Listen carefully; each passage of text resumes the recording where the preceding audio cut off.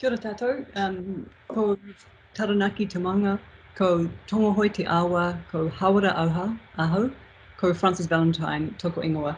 I'm so thrilled to be here today to talk about small businesses and technology and digitisation.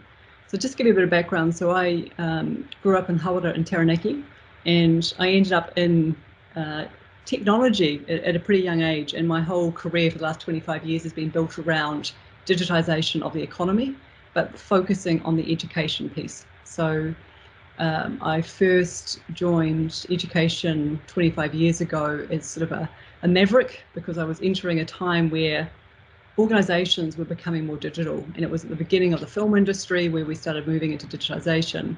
And I co-founded 21 years ago the Media Design School, which continues to thrive in the digital economy. And then more recently, in fact, 8 years ago this week, I founded the Mind Lab.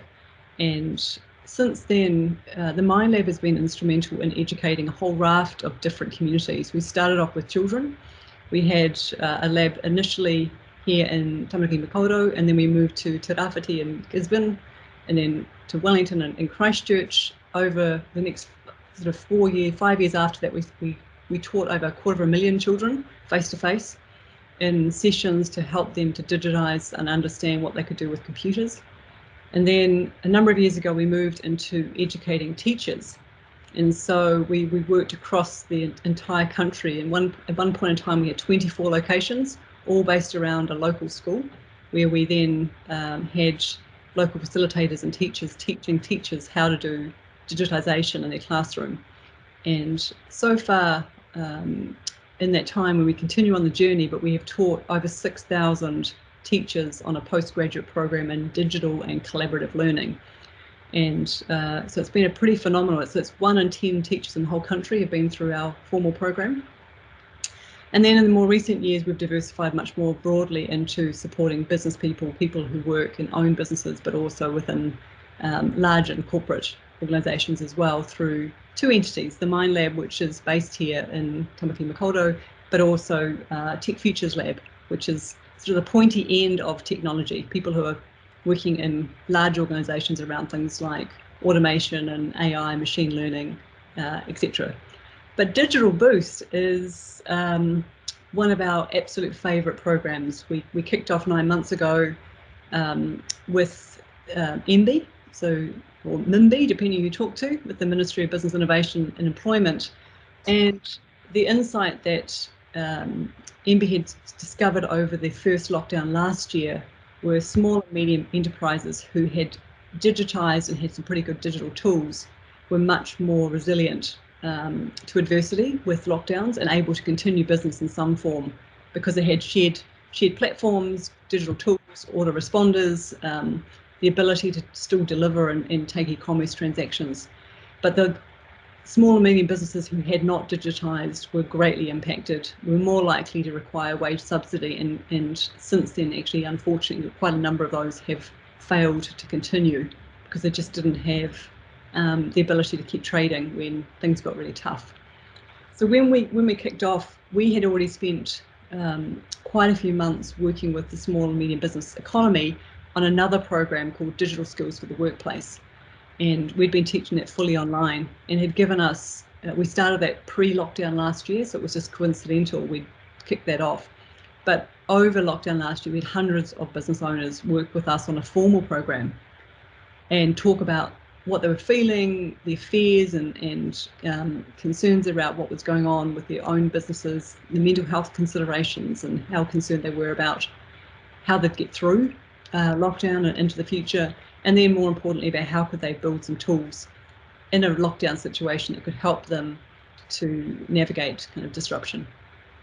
And so when the contract was awarded to us back in early this year, we started off with a platform from the get-go called digitalboost.co.nz. And am I able to share an image? Is that possible? Is it tricky? Probably, yeah? Yep. Yep. Okay, I might just very quickly might just make it a little easier to explain. Can you see that? Are you able to see that now? Yep. Yeah, cool. Okay, look, I just want to, so digitalboost.co.nz is a platform designed for small business owners. It's entirely free, funded by NB. We currently have 37,000 small and medium business owners and employees working to digitize and understand what to do. It's built around all the kind of key building blocks of running a business. So digital tools, things like productivity tools, things around websites and e-commerce, and things like search engine optimization and Google AdWords and marketing and social media. So there's 9 different categories, and these are them here. I'll just very quickly. So the resources we have, now I'll talk about initially the resources we have in English. So we have 237 videos of how to do things, which are like short, 3 to 5 minutes long. We've got Q&A sessions live every single day, which are also captured. We've got 68 businesses who've opened their doors to share their pain points and what their digital journey looks like across multiple sectors. And then we've got 95 partner videos. These come from the likes of MYOB or Xero or Vend or whoever they might be. So there's 639 videos in total. All of them have been created for this platform. And so I think it's, it's really making a big impact across large communities across the country. We have representation across the country that's proportionate to the populations in those regions. So there's no stone left untouched. I'm just going to very quickly just give a couple of updates too. We've got focus areas across 10 industries: food and beverage, construction, primary, services, hospitality, etc., all the way through to tourism. We have these live streamed events every single day where you get specialists who come and talk with the fabulous Anna Murray, who then talks through what your business is doing. But most excitingly for me to talk about today is last week we launched the Te Reo Māori version of the site. And so we now have the ability, everything was re-recorded, revoiced, rescripted, and so I just want to leave it there. Let me just see if I can figure out. So am I off screening? Is my screen gone? Oh, you're on mute. It's still up there. Yeah, totally. Stop sharing. Hey, got it. Okay, sorry. I'm a Zoom user normally. Okay, right, done. Okay, so I just wanted to quickly showcase that, because actually there's been a massive amount of commitment to making sure that we're supporting Māori economy to thrive at this time. And we know that across the Māori economies, there's a huge lift in digital productivity going on, and we wanted to make sure that we did not have language as being a barrier, but we also wanted to inspire all small businesses to be thinking about their understanding of Te Reo Māori as a language, whether they are native speakers or not, but actually really bringing that in. So we're seeing it as a dual purpose actually with Digital Boost in Te Reo Māori, one for people who are on their language journey, whether they to familiarise the language, particularly around the technology of the language, but also for those who are in small businesses who their native language, or they're very bilingual either way. So we're extremely proud, but right now we have around 100 videos of how-to videos already translated. When I say translated, voiced, they're not subtitled, they're voiced in Te Reo Māori. And we're growing that constantly as the site evolves. And then the other exciting part of the development with Digital Boost, so 37,000 people right across the country, bilingual, but also we've now launched our app. So we're on Google or on Android or on Apple. So you can also go and get Digital Boost Live, which has some other features like podcasts that people can join as well. And again, all these resources are entirely free for anybody who wants to participate. But that's kind of the quick and dirty sort of view of what we're doing, and the excitement we're having of just making sure that we can be as accessible as possible and really help small businesses. Oh, we do also have every day 8 a.m. till 7 p.m. a support crew who man the phones and the emails, and so normally within three rings, not 3 phone calls, but 3 rings, they can answer the phone call and help people go through any of their troubles they're having to digitize. So it's kind of an all-round wraparound service that we're providing and engaging with the SME community. I think that's really, really awesome, Frances, especially the Reo Māori app. And I think not only for Māori businesses, but for everyone and every person within Aotearoa to actually jump on and part of their their te reo journey with that app in te reo. I think that's great. Yeah, the te reo also has English subtitles available, so which, you know, if people aren't quite there in terms of the language, for me it's been amazing because it means I can move, you know, trying to familiarise myself with the language and actually be able to read it at the same time to make sure I'm getting context. It's awesome, Frances. We've got a question here from Matua Vaughan Winnie Ata on our panel. Ka koe, Vaughan? Yeah, cool. Just I want to back up to that figure, 37,000. What was that figure again? I just missed what it was. Is that the number of users or videos? No, sorry, 37,000 people were using it. Well, we call them students, but they're actually business owners or business employees, small business employees. Yeah, but your target audience is specifically small business? Yeah, so it is designed for SMEs, and actually at the moment, the majority of people have less than 10 staff, but there's actually not a restriction. For example, if you work in a slightly bigger organization, but you want to understand social media or how to do something around, you know, how do I get my site to be more responsive, or how to, you know, almost any question you want, there's nothing to stop you going in there. You just need to fill out the form and go through. I mean, but it's designed definitely for people who are on the journey of learning, and the government's really behind this idea that the more people who are interested in learning the skills, the better it's going to be for their business. And so, so is there a penetration target a little bit like the COVID rollout at, you know, 60, 70, 80%? So 37,000 people using it, if say, for example, that was 37,000 small businesses, which is about 7% of the total small businesses in New Zealand, is there a goal to penetrate, you know, far out, or is that not a one of the... Look, so the adoption is primarily now from word of mouth, and so people are recommending, and we've just had the first big research study done out of government, an independent study. Some of the great things are that of that, 80% of people had recommended it to someone else, so that's a great thing. And 20% of the people have now got a website for the first time. So that so we found those metrics are the most important, the application of knowledge. But actually, if we got 100,000 people doing this, all the better for the country, all the better for business. So the growth, hope, but what we know, time is always an issue with business owners.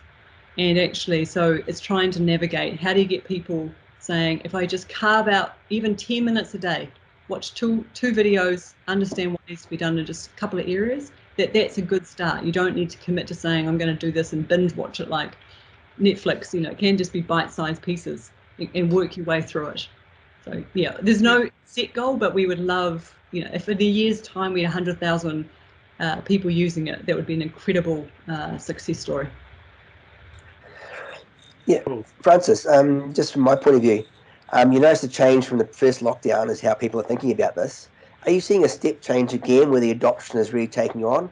Like people started at base one, now they're really, I guess, actively pursuing their digital boost, I guess, journey?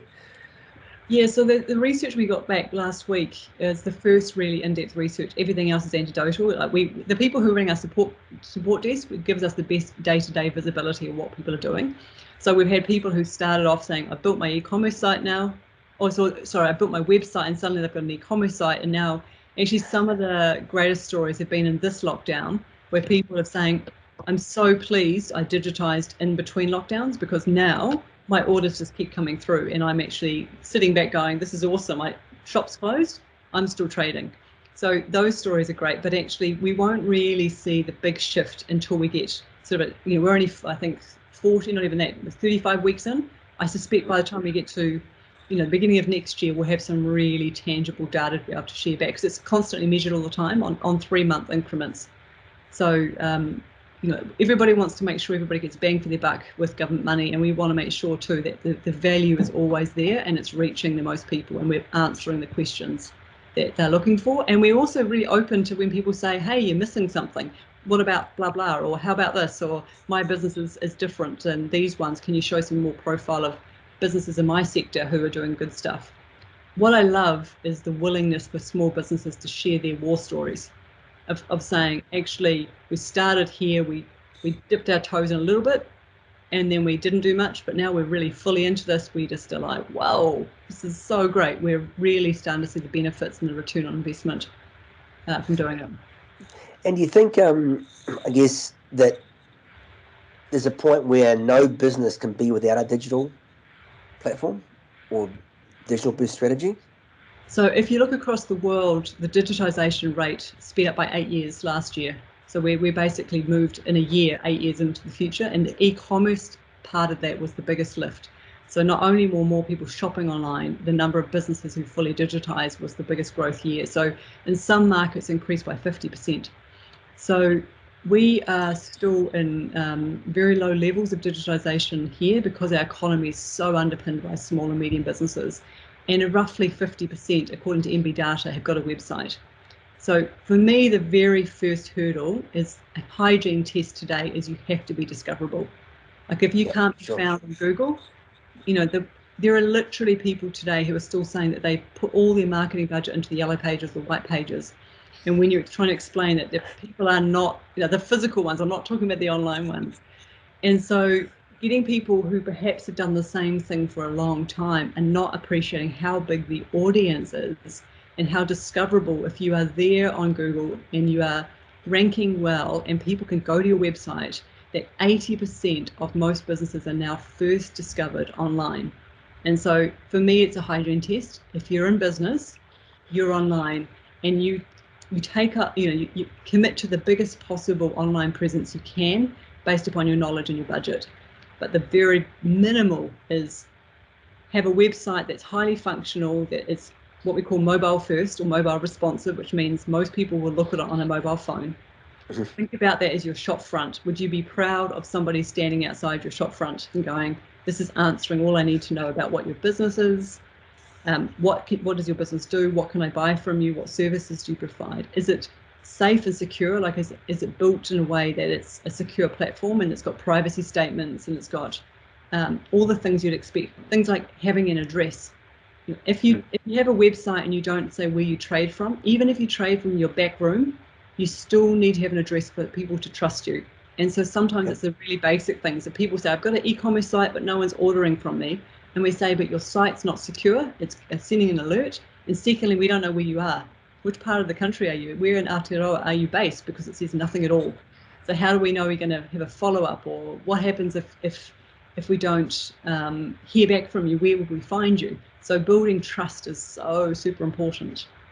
In making sure people know that that you're one of the, that they can be trusted and there is someone behind the story. I must admit, when we're doing work with our clients and customers, one of the first things I do is search them, see where they turn up. Yeah. And very few of them turn up on the first page, and a lot of them are a few pages back, so it's interesting stats you're putting out there. And stats would be that 50% don't even have their own website. They may have a Facebook site, which some people confuse as being the only thing they need. Yep. Facebook is great, but it's a channel, but it's definitely should not be your own main site. You need to build your own presence. And there's so many ways you can do that today. There are templates that are easy. You can get people to build them for you. Probably members of your family will do it. But there's also many grants within different advisory services that are able to do that. There are people who do very low cost sites, so it's not nearly as expensive as it was in the early days. And a lot of people can do it themselves. If it's just a little bit of time and energy and a bit of learning, it's not as hard as it might, some people may think.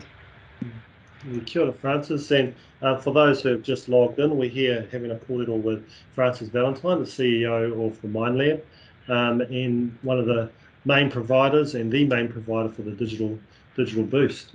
So if you've got any pārtai or any questions, please pop them in. I'm going to throw it over to Matua Vaughan, who has another question for you. Matua Vaughan might need to sign up to Digital Boost because he's still... Showing my age, yeah. One of the things I think that where the Mind Lab instructional videos have been awesome is that traditionally, and I'm one of these people that's been, I'm talking 10 years ago, burnt by digital marketing specialists where you spend a lot of money and are disappointed with what you get. And this has kind of removed a lot of the basics before you go down that track and engaging an expert. So at least arming you with some basic info. But one of the things you mentioned before about digital enablement, I know it's one of Minister Nash's deepest fantasies to have the New Zealand small business sector as the most digitally enabled in the world. you said that we were kind of not ranking. Is there somewhere where, where are we sitting, and what is there a goal? Because I think his dream is to kind of see us at the top, which I think is realistic considering the size of the market. So do you know where we are now and how far we've got to go?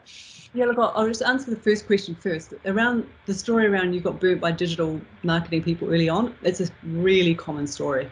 The amount of people see, like, I put some money out, didn't see any changes, I don't have the access to my URL or my website anymore, and I can't even make changes because someone else has disappeared. And there's been a lot of people who got burnt, and I think they want to encourage those people to give it another go. But to your point, if by going onto Digital Boost, watching some videos and asking the questions based upon a more informed mindset and going, I now understand the question I need to ask, is actually part of it. So we're not going to go and spend a lot of time and money trying to figure it out. The second part about Aotearoa in terms of where we rank, unfortunately, we rank pretty poorly in terms of digitalisation. In the OECD, we're the lowest for productivity. And productivity in the New Zealand Productivity Commission's focus is around, we don't invest in the right tools early enough. And so we undercapitalise in terms of the resources we need, and that includes the SME market. So a lot of productivity tools are free, or they're what we call a SaaS product, a software as a service product, which means you pay monthly a small amount like Netflix, and you have access to, it could be a website that, website builder, or it could be an e-commerce integration, you might, something that you use to make your payments. So because we haven't been early adopters of productivity tools or websites, actually we are far behind. And I love Minister Nash's passion and vision for this digital enablement and being top of the table, but actually we've got some things we have to build first, which is confidence. And I think this is the greatest area where most small business owners are older. Confidence in digitalization is not sort of their default position. And so it's a little bit of fear that we need to sort of remove those barriers and any sort of digital divides, whether it be knowledge or access or internet connections. Those things are going to have to be done simultaneously. So it's like an and to me. We can keep pushing new business. New businesses are pretty good at this because they sort of start digital first, but it's the ones that have been in business, more than 5 years, or particularly more than 10 years, where trying to change direction and almost do a sort of a circuit breaker to do something differently, it's quite a big ask. So a bit of hand-holding is really going to be important. I'd just like to jump back to productivity. I'm glad that you brought that up in terms of looking at the small business sector, because to be frank, for the small business sector, if the Productivity Commission went away, the small business sector would never know. Because for most small business owners, whether it's a tradie, one-man band, a van, they're talking about cash flow and their people. None of them in the whole time they'll own their businesses will think about productivity, even though they are trying to do what they do more efficiently. But ultimately, they get judged by their bottom line in their business. And so I'm not saying that productivity is not something to focus on, but what I mean is it's definitely not the top 5 priorities for most small businesses. So therefore, it's that kind of the confidence thing you talked about before with digital. I think productivity's got a long way to go before it moves in New Zealand, particularly in the pandemic. The word's a bit of a weird word, but I think for me, productivity means that you're doing, you're maximising every hour you spend on actually having the best impact. So if you can deploy, let's just say a standard autoresponder. Someone emails your business at 10 o'clock at night, they get an email straight back saying, "Kia ora, thanks for your message, I'll be in touch first thing tomorrow." That's a productivity tool. That means that you're not having to think about emails being left hanging.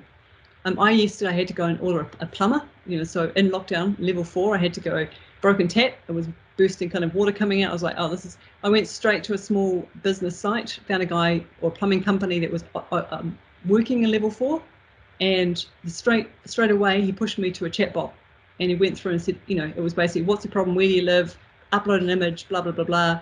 I was like, whoa, here's a small business using a chatbot first. And so by the time we actually got it booked in, he had all the information he needed, which I had put all the information in. I did the heavy lifting. He just had to kind of take it from his database and go, awesome, I know the next job. So I think sometimes productivity feels like it's a big, lofty thing and really intimidating. But sometimes if you put it back to just really simple things, that if digital can do some of the heavy lifting for you, it frees up your time, it gives you back some weekends, or perhaps gives you back some time in the morning to spend with the kids while things are actually happening. And it could even be you've got automated courier pickups for your parcels, that you don't have to make a plan every time you want to get a parcel picked up. That's a really good answer, because based on what you just said, I get that, and really impressed with that small business using the chatbot. I think if a small business had the time and they went to the Productivity Commission's website, that wouldn't be how they'd feel when they got there. And maybe there'd be a lot of some big numbers. So I think that there's some optics there in terms of the 97% of businesses in New Zealand. Yeah, I bet the number of visits by small business there would be. So it's not actually a criticism. It's just something that are not now. It's more context, but I think the other thing. The other thing I would really say is people trying to get a database. A database of your customers that you can access. It's in the cloud when you're not in the office, or you're not in your shop, or wherever you might be. Because one of the great stories we hear right now is people are building a database. So say you have a database of your top 500 customers, and it doesn't matter if you're the local dairy or you're a reasonably big business. If you can email them deals when you're actually closed, you've got products that are perishable, or they are things that are coming in off season. Like I think about all the winter retailers right now. I've got winter stock that's going to be sitting there. They're going to discount heavily to get them off the shelf when they open the doors again. Right now, if you have a database, you could be going out saying, hey, COVID lockdown special, we've got X number of these jackets or X number of these boots or whatever it is, and you're able to keep things moving because you've got access to that information. You're good customers. If you tell the story, hey, we're in strife, we've got all this stuff to move, we need to move it, it's a cash flow issue. Honesty and integrity around this is what's happening to us. I think people would be surprised how responsive the customers will be. But if you don't have a database and you have no mechanism to be able to email out on bulk to them, that stock is sitting inside someone's warehouse or in their shop or whatever it might be, not moving, becoming more and more of a cost. And so sometimes it's just the actual ability to match up stock with people, and your best customers are always going to be your best customers if you look after them. And that also means keeping them in communication when you're not able to serve them. And so I find it really interesting how many small businesses grab business cards, have a jar on the counter, but have never actually put those into a database. And so they wouldn't know who their customer is. Each time they walk to the door, they know who they are, say, hey, Bob, how you going? But actually, where do they live? How do I reach them? No idea. So I think those things will be really important coming out of COVID this time and out of lockdown, saying, how do I build a database and actually get it into some form of spreadsheet so that I can email them out and actually put some offers through to them when things are getting a bit tough, or where you've got things to move, particularly if they're coming to the end of the use by date where you want to move things on pretty quickly. Yeah, Francis, good point. I mean, I find the older generations still want to be able to touch stuff. They're happy to have the server in the back office, or in the old computer room theory, How do you give someone confidence that the cloud is safe and that their data is going to be protected? I mean, how do you cross that barrier for them? Yeah, I mean, look, it's the cloud piece is actually, cloud is operated by some of the biggest tech companies in the world. So they only are as good as their security. They cannot afford to have breaches. When you're talking about what we call if you've got Google Cloud or AWS, which is Amazon owned, or any of the kind of big tech giants, their cloud is impenetrable as much as it can be humanly possible. They make that is everything they trade on. I think the bigger risk is actually the data that you sit on your computer if you're a small business and you're keeping your data on your laptop. Actually, that's probably a lot more risky, because actually that laptop is not impenetrable. People can easily hack laptops or go through your home Wi-Fi. But secondly, there's an integrity of that data, or if it gets lost, you could lose it really easily. And so, one thing I would say is don't ever email your database to anybody. Making sure the good thing if it's in the cloud or it's on a Google Doc, for example. Now, Google have all sorts of collaborative tools which are all free. If it sits, Google Docs, for example, and automatically sit in the cloud. You don't need to do the protection. It sits there. You can tell people you want to access that document, and they've got the same security. It's got double authentication, so they have to get a text number sent to their mobile phone to unlock it. All that's built in. So I think mistakes are made with privacy of data is more the people who have a database and leave it on their desktop and call it, a customer database, and actually one person has it, or then they email it to someone else and it gets integrated, you sort of get intercepted, and then you're in trouble. So use the systems that are available. And I think going back to Google, there's an entire suite within Google that offers all sorts of collaborative online cloud-based tools So I would definitely start there. Got it, Frances. And for those for our Māori businesses out there, those are some key simple tools and information to gather. And again, database, the simple things around database and how it can accelerate your business. We were just talking about cloud, and those are some key sort of things. Frances, we've got a question here around trends. What are some of the trends you're seeing?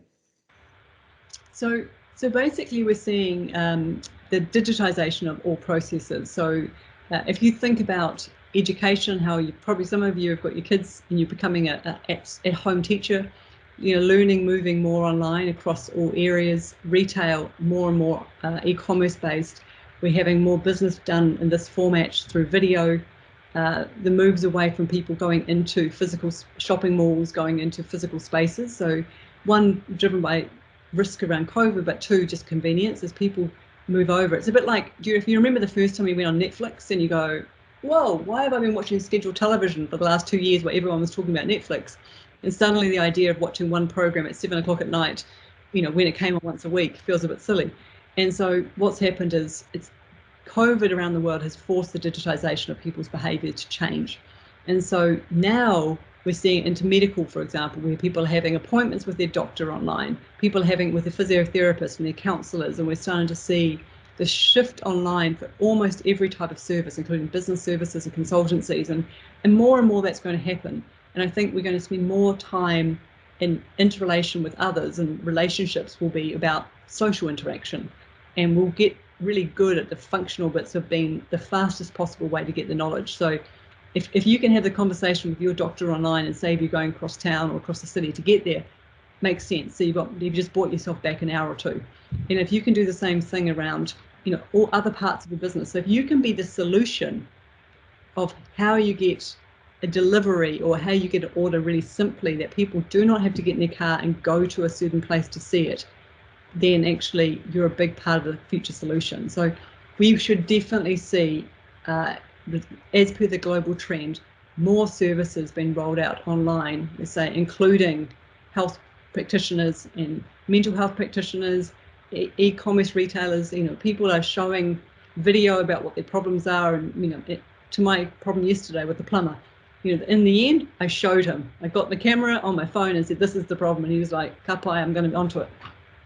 So you have to think about those, how you can do it. There's a great business, for example, I talked to a guy down in Palmerston North who had a tourism business, like a homestay, and he turned it into a virtual tourism business. He has his camera, he does it, he goes out into the backyard, he introduces people to his chickens and his pigs and his animals, and he is sold out from around the world constantly from big companies, the Googles and the banks and the various people. They all pay a fee, and he takes 50 people at a time on a homestay visit in Aotearoa, and they all go in and see the farm. And he literally turned a fully having to come to the farm experience into a fully online experience and grew his business exponentially.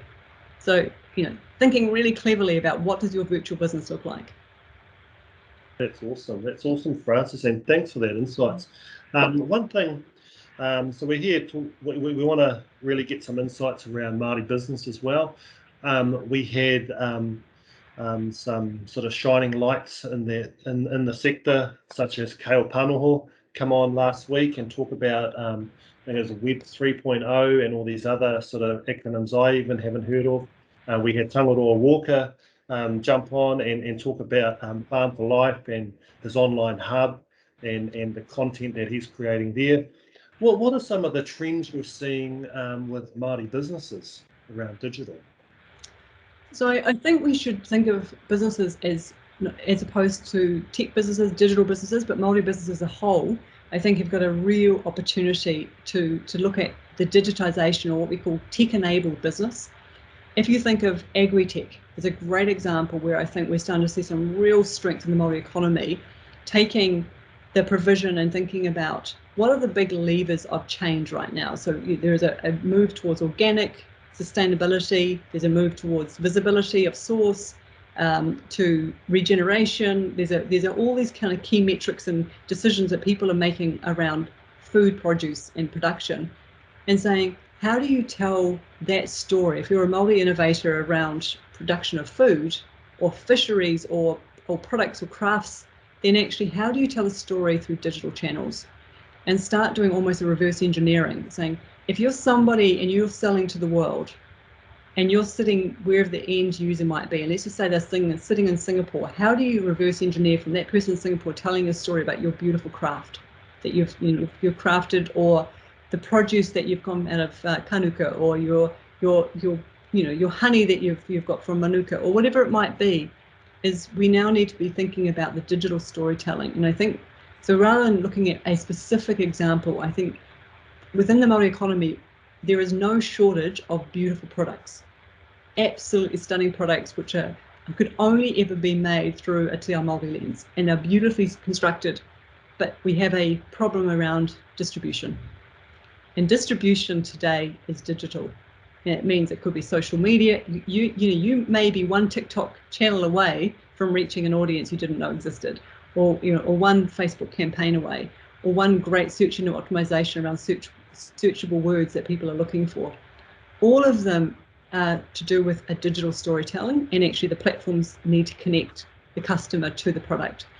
And I think wherever we go in Digital Boost, we've profiled so many businesses. The differences between those who have done really well with our multi-businesses or not is those who understand how digital is a channel that is the most cost-effective way to match a profile. Now, if you, just for an example, if you are using Google to attract a particular customer, you can go not only by gender or race or income or interests, you can go by street. You can literally go, I know where my customers are based upon their suburb and their income and their family stat. Like there's so many ways you can look at dividing up the profile of a customer.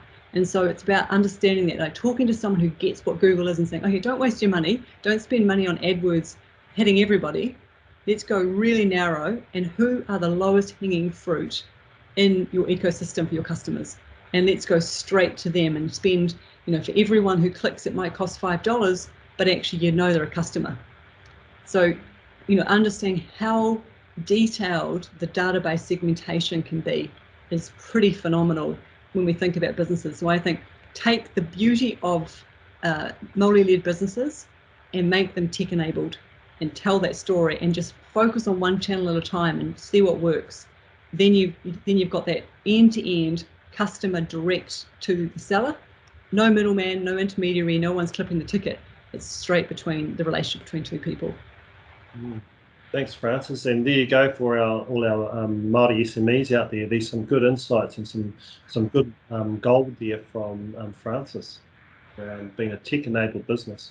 We've got a question here from Matua Vaughan. Yeah, I'm back again. Just in terms of the current situation, and going back to that, we had about digital enablement in the small business sector. Last Wednesday, I think it was, I was lucky enough to sit in the hui with 3 landlords who have about 2,600 tenants between them. So they're biggies. And they all put their cards on the table, right, when asked the question, how do they feel about the viability, particularly of the high street hospitality and tourism tenants? And sort of the rough estimate figure, there's nothing to back it up, was about 20% can't make it. But the point is that that's life. And I think that looking at the silver lining in the cloud, that when a herd is culled and fresh eyes and ears come in, they probably bring with them more willingness to embrace digital. So I actually think that what we're going to see over the next 2 to 3 years is short. We're going to see casualty, but we'll also see a willingness to be more open and accepting. Because like I think I told my story, that's right. There are many small businesses that are kind of suspicious of the digital marketing space, but it has tidied its act up a lot, anyone looking at it now. So I think hearing you today and listening to sort of others, I think that for New Zealand small business sector, digital is actually probably in quite good space right now to sort of improve its current position, particularly with some productivity videos coming through. Yeah, and look, I think the other thing around like physical spaces, if it's not a destination, like if people don't need to go there because there's something magical, there's some kind of particular attribute that's in that store or that physical thing, then why would people go to you? Like, they've got to drive, they've got to park, they've got to, you know, there's a cost with that. Actually, so unless you're a destination store and you really have people coming in and they have to come in, which is some businesses absolutely are about the experience. You know, a cafe you cannot do virtually. You know, so they make it a real destination that people have got no reason not to come. But if you are literally the same whether you're online or someone drives across, then really double down on your digital interface and your digital business, and you'll probably find the next time your lease comes around, you might go, do I really need it? Or am I actually better off just getting a storage unit and actually operating from a shared facility or from my home? Yeah, I agree. Thanks, Vaughan. We've got a question here from Pete. Yeah, Francis, we talk about 3G, 4G, 5G. Are you confident we've got the capability around the country? To yeah, is everyone going to be connected the same way? Like, I have 5, you have 4, Vern has 3. I mean, are we going to, at some point, come together and all have the same connectivity, I guess? I don't know. Yeah. So for the majority of people in New Zealand, we have the fastest internet connections in Asia Pacific, which people blows their minds. We're faster in Australia, we're faster than the US, we're faster than the UK even. So we actually have good, reliable internet connectivity. The problem is we live in really kind of awkward places. And so if you know, I until recently I had a place in Waitakere and I was 35 kilometres from Auckland City and I couldn't get anything but VDSL, and it was intermittent, and every time it rained it was crappy and it broke all the time. And I had no other choice. However, like right now, forgetting I had no cell coverage, that was not even an option. But now, for example, I have Starlink. So Starlink is Elon Musk's satellite service. So you know, you can get that in New Zealand right now. Yeah, it does cost $750 to get a satellite for your house or your region or your whatever you're doing, but it's the same cost. It's the fastest internet in the world right now, so they can go anywhere. So I think we're going to start being able to think about, not about 4, 5G and not about VDSL versus fiber. We're going straight to satellite now, baby. It's like straight to the stars. So, you know, there are ways of bypassing or leapfrogging technology, but we may need people to come together to fund some of these initiatives that are taking it away from just what we thought of as traditional providers. They dug up the street, they put the cables down, and the fiber came. So the 3G, 4G, 5G was an enablement for the whole globe to get connected, which meant that even in the most, you know, sort of lowest developed countries in the world, youth particularly are connected to the internet right now. There's very, very few people. The rate of, so it's a million people are coming on every week onto the internet. So, but when you start looking at things like Starlink as an option, and I'm only saying that one because it's the first one here in Aotearoa that's actually able to provide a satellite service like that at that cost, that's another game changer. And that's only 3 weeks old.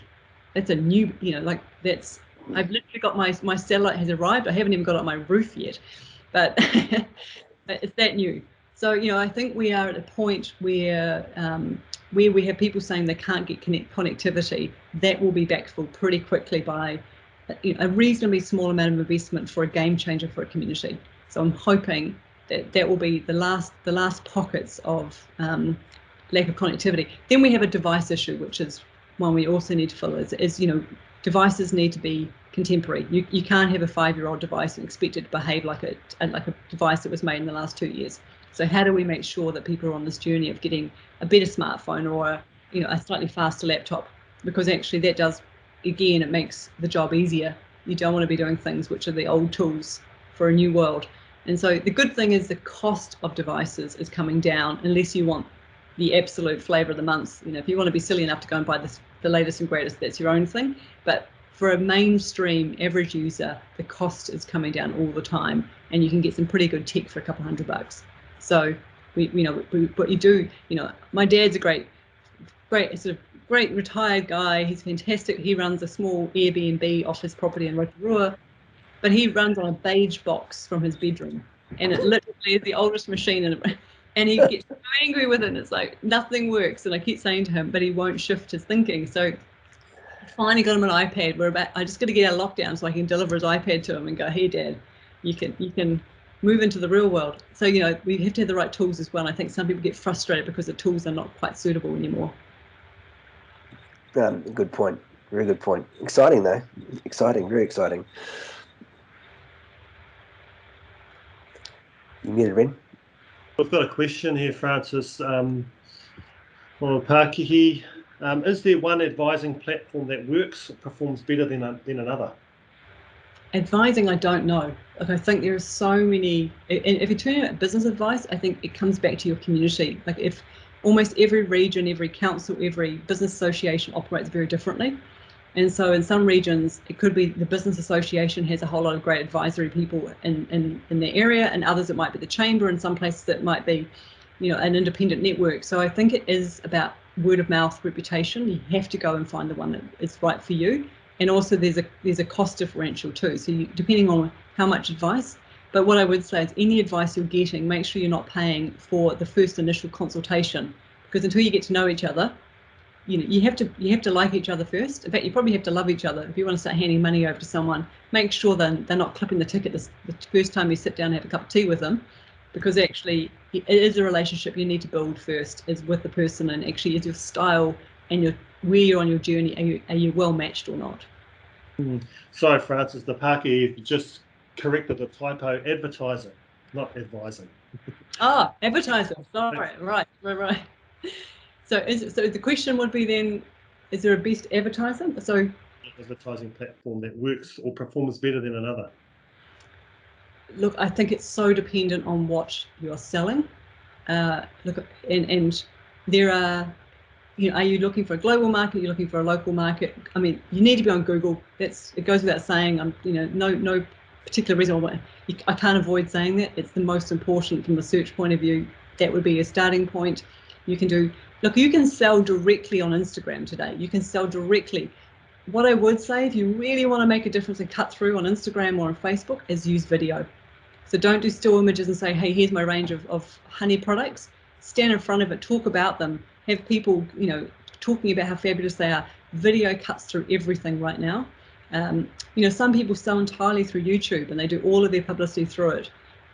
Find the channel where your customers are, and any decent digital marketing person will be able to tell you, based upon your product and who your customers are, which channel is the priority for you to be on.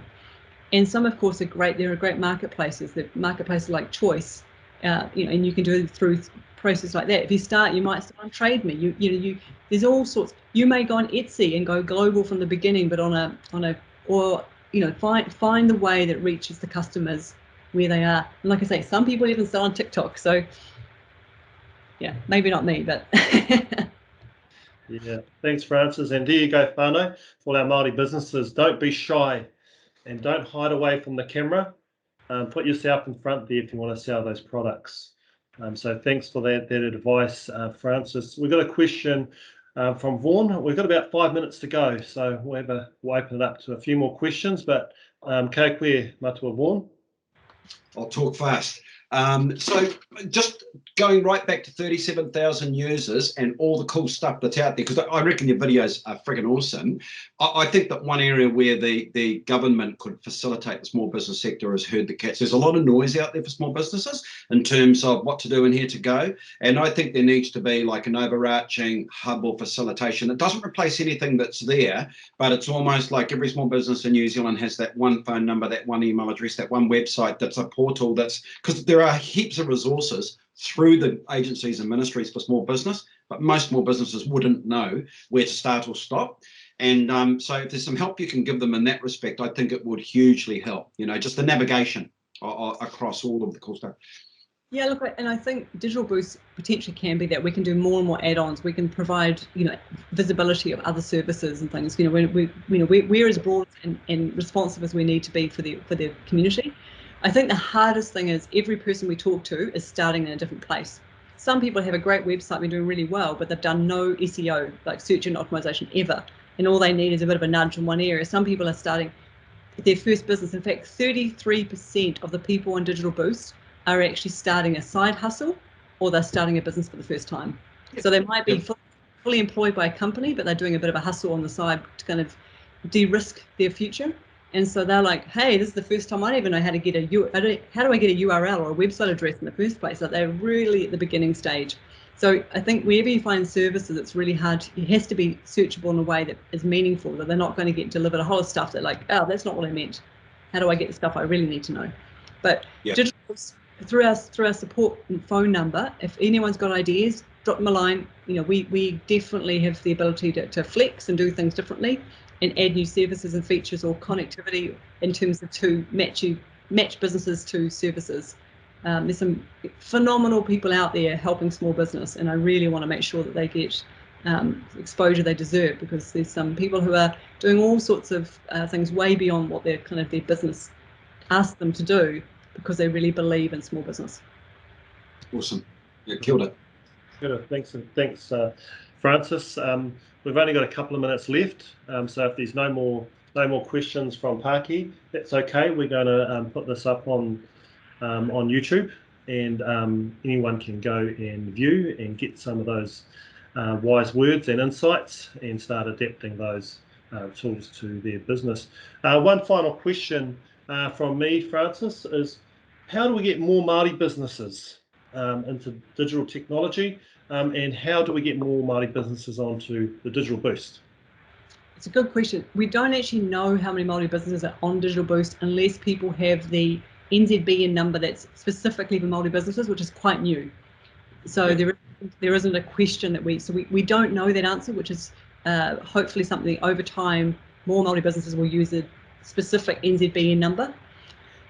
In terms of what I think, there is no more innovative, creative industry than the Māori businesses. You know, the strengths of a Māori business or Māori-led business is just so far in advance. You've got so many unique propositions with a unique story, a unique voice, beautiful crafts, beautiful storytelling, understanding of food. There's so many things that fit within brand Aotearoa within the Māori economy. So for me, the story has to be told offshore. And so the only way to tell the story offshore in a closed environment with closed gates around the country is we need to have a digital channel right through that. And I just think if they just understand the power of actually connecting beyond borders to a market, the market share will appreciate the very unique, innovative stories and products and services that Māori bring. And I think maybe it's a collective approach. Maybe it's just more awareness of other businesses who have done that before them, so they understand the process. But I think it's just getting the conversation as amplified as possible about saying, what can digital do, and how do we reach? There's 8 billion people out there. We've got such a small piece of the pie, and just on food alone, we only feed as a country 30 million people a year, and yet we've got one of the most plentiful environments for food production in the world. The biggest producer of food is the Netherlands, who's got the smallest amount of per square metre space per population in the world. And places like Israel are doing better in agri-tech than we are, and they're an arid environment. We could do amazing things, but we need to get smart with the technologies of production, and we need to get smart with the distribution to the markets. And if we can do that on food, or we can do that in products or cultural artifacts or beautiful it could be anything from fashion through to products. There's so much good that needs to be amplified, and I just love that story to be told. Cool. Awesome, Frances. And thank you for coming on here. I think it's really gold, and I really encourage all our Māori businesses to watch this video, but to also go into Digital Boost and sign up. You've heard it right from the horse's mouth, why it is important. You've also heard it from the likes of Tangaroa Walker and Kale Pānoho around why it is important to be digitised in this new world. So we just want to thank you, Frances, for coming on here today. Our team always push Digital Boost, and so it was a pleasure having you on. Kia ora whānau, we're just going to finish with a quick karakia, and then we could all be on our way, our busy lives. Nō reira, kia tau ngā manaakitanga ki runga ki tīna ki tēnō te wāhi ngaro. Kia mahia te hua mai kihiki, kia toi te kupu, toi te mana, toi te reo. Toi ngai tātou, tūturu whakamaua kia tīna. Tīna. Koe me hui e. Tai. Kia ora, Frances. Thank you, Frances. Thank you.